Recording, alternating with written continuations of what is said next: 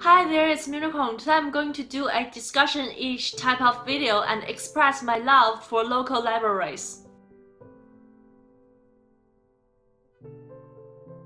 I have been a massive fan of my local library and I use them all the time. Ever since I joined BookTube, I have discovered some other booktuber friends who also use their local libraries, and that makes me so happy. However, I discovered there are some friends on BookTube who don't or rarely use their local libraries, and when they go, they don't know what to do. So I'm planning to do a little series of videos and to introduce local library to you, and I encourage every people to get a library card to your local library and get some library books that you like to read. And if you think about that, almost every one of us or our families are taxpayers, and we pay a lot of tax to our local city or local state or our country, and partially of your taxes goes to your local library and contribute to buying more books to benefit the community. So why don't you benefit more from your own taxes?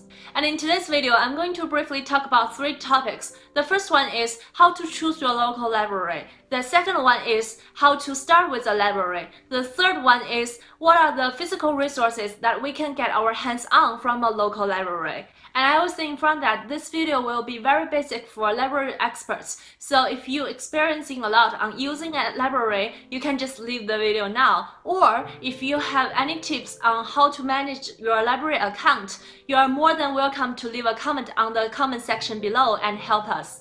So let's go to the first question, how to choose our local library. You may be wondering that, what do you mean by choose your local library? I just go to the nearest library at my city. Well, that's very true.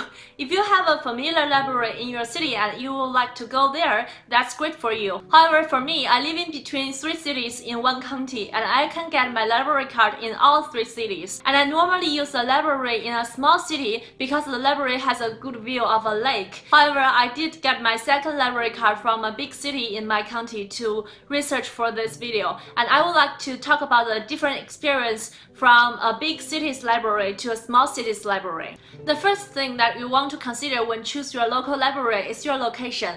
As I mentioned before, I have 3 libraries that I want to choose from. 2 of them belongs to the small cities that I always use. 1 of them belongs to the big city. They have a near location near my house for 5 minutes drive. And I will consider that as the first element you want to think of when you choose your local library, because you don't want to drive 50 minutes to go to your library and drive back like that. And the second element you want to think about is how many books you want to borrow at a time and their renewal policy. In the smaller library, I can borrow 40 books at a time, and when they told me that, I was like, oh, but I don't want to borrow more than 5 books a month.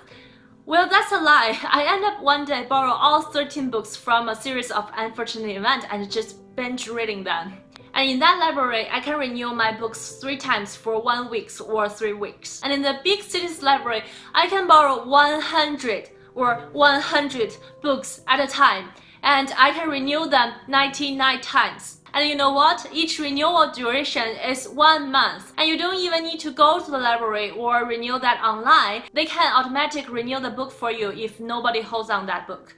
So that being said, you can just borrow a book forever if nobody wants to read it. However, I do not encourage you to abuse the public resources. And the third thing that you want to consider when choosing your library is their book selection. In this point, maybe choosing a bigger city's library will have more advantages if you have a wide genre that you want to read of. In the small city's library that I go to, they have most of the books that I want to read, and especially the very hyped book. And they have this very neat and organized system. When you go to the library, they have big section of children's book, big section of adult books, as well as some teenagers books. And they have different categories to help you from browsing to borrow books. They have non-fiction, they have fiction, and among fiction they divided romance, mystery, science fiction, or all of that. However, because the city is very small, most of the books they only have 1 to 2 copies. So if there are more than 1 or 2 people in the city want to read the book, there's a long host line in the system. And I do find that there are some not so popular non-fiction books that I want to read they don't have at the library system because they are so precious of their resources, and they don't need the books that nobody but me wants to read. And in the bigger cities library, they have of course more books in their system, and each of the books they have more than 8 copies of. However, they do have more audience that you need to consider. And the library near me is a small branch, so they don't categorize their books and they just put all the fiction books together. So if you like to go to bookstore or if you like to go to a very organized place to browsing the books, it's not a good place for that. However, you can always search online for that book's location. And if the library near you doesn't have the books that you want to, more often the big city system will have some copies of the books that you want to read, and they can always transfer to the local library that you use. And the first thing you want to consider is their online resources. Different libraries have contracts for different online resources providers. For example, the smaller library that I use an e-book system called Cloud Library, and that's very useful and user-friendly. They have a wide selection of books and audiobooks that I like, and the app is very user-friendly. I think I mentioned that before. And the big cities library that I use have more apps you can choose from. They have also Cloud Library, and they have a more popular app called Overdrive, and they have some other providers that you can download movie or musical CDs. And the last thing that you want to consider, but it's very important, is the opening hours of the library. If the library is only open on working hours, apparently you cannot go to that library. And for me, the smaller cities library win at this point because they open more hours than the bigger cities library, and they open a long time on the weekends. And after the discussion of how to choose your local library, let's get started on how to start to go to your library. And the answer is very simple for this question. It's just get your ID and go to a library and go to the information desk and ask for a library card. And most of the city, the library is absolutely free.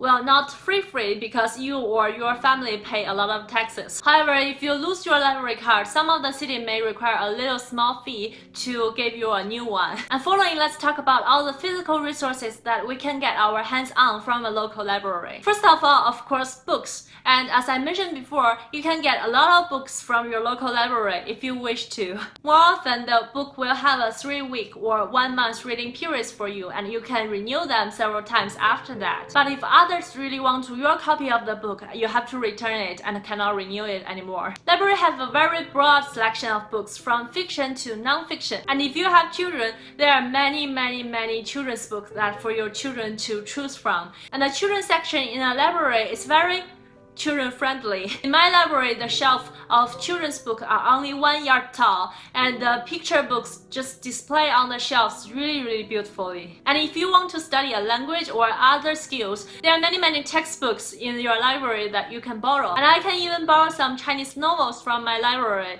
However, their selection of Chinese novels is not very satisfied, so I don't borrow from them. And if your eyes are not used to the small font, in library you can always find some big font print books. Besides all the physical books that we can borrow from a library, we can also borrow audiobooks, CDs, and movie DVDs. But you need to be aware of that the digital formats of resources often have a smaller or shorter borrowing duration, and you need to return them really quickly. And one more thing that I want to mention is if you are interested in your local history, the best place to go is your local library, because they always have this historical document of your cities that you can learn from. And that's all for today's discussion or introduction to a local library. As I mentioned before, these are all basic informations. However, if you don't go to your library often, I do encourage you to get a free library card and browsing from your library and benefit from the community resources. And in my next episode of this library guide series, I will talk more about the online resources that you can get from a library.